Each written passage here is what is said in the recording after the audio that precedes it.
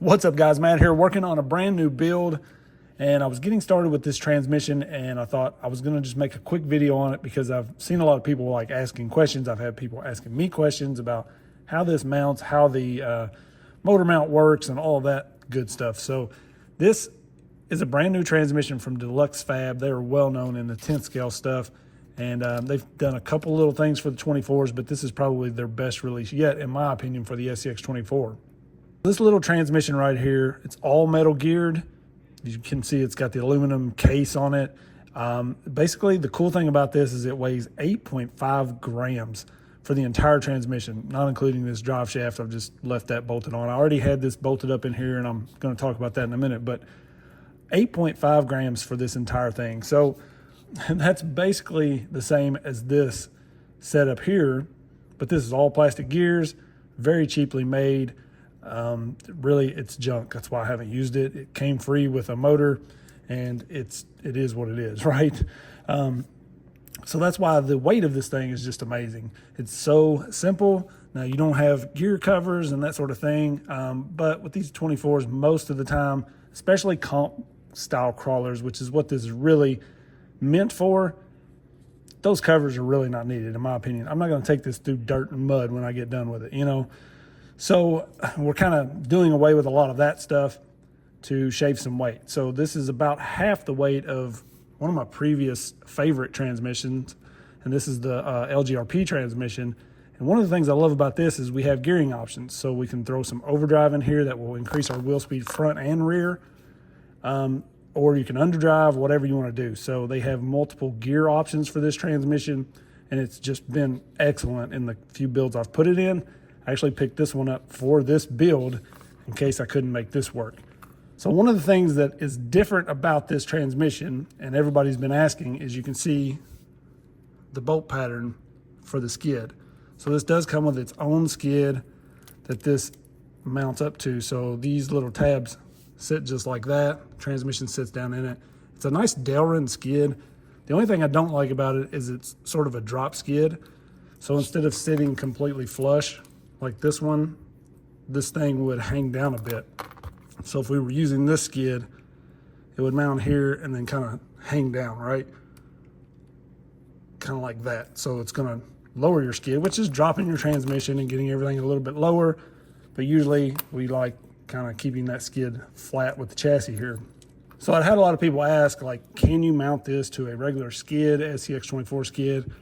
And the answer is yeah. I mean, if you want to do a little work. So you'll see what I've done inside here on this Echo skid is I just drilled a couple holes here and here, and I'm actually just setting this thing in here and bolting it down just like that. So you can make it work with a little bit of work, right? So it does mount just on each end here, which I kind of prefer the triangular mount here just because it makes things a little more stable. I am a little worried about this just having a screw here and here, that it's gonna get that wobble like this, you know, over time, especially these just being 1.4 millimeter screws. I guess we could sort of drill this out and put a larger screw in it maybe, but that's the only thing I really worry about with it. So this is designed to fit your 9 millimeter bolt pattern motors. So something like this Mofo or the Micro Komodos or the Hobby Wing here should work. Anything that has 9 millimeter spread on it, you can bolt up to this. And then to adjust your gear mesh, you just roll it like this. So you get your motor on there, roll that over where your mesh is good, and then tighten that screw down.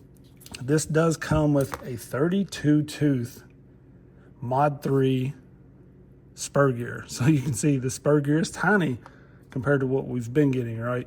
This is a stock size 55 tooth right here. Something like this in the hard part transmission, you can tell major difference, right?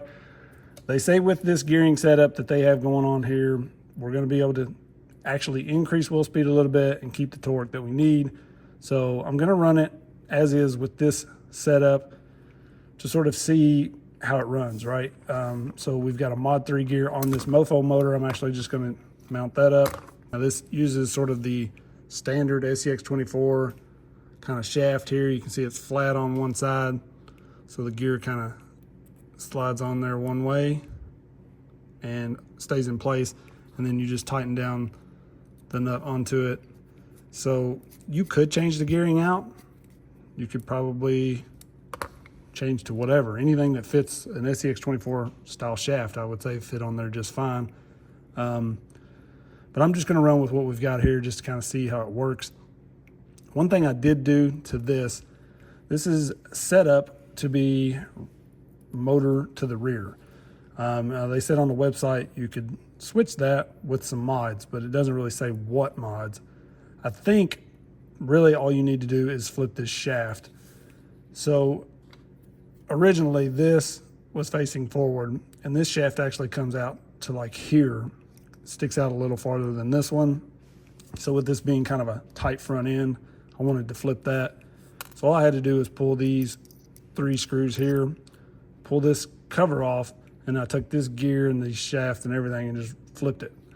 And now we're gonna have the motor facing forward on this. Hopefully it all works out fine. So one of the best things about this transmission is the weight. They say it's 8.5 grams alone and 10.5 with the skid. And I have the drive shaft piece on there and we're sitting at 12.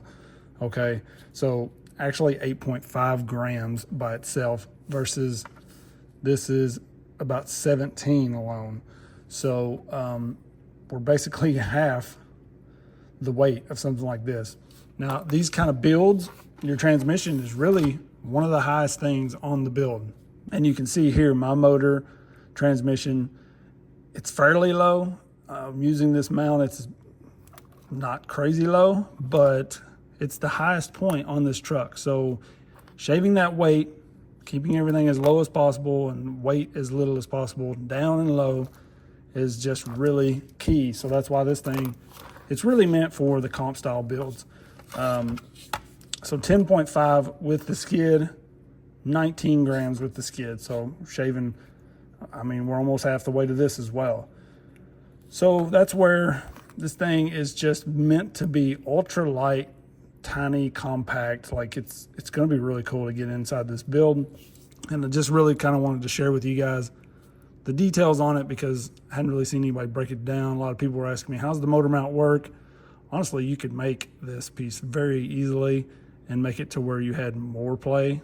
Now you're gonna have to make this thing fit inside your build, obviously, but you could easily make a new motor mount. This is a very simple piece.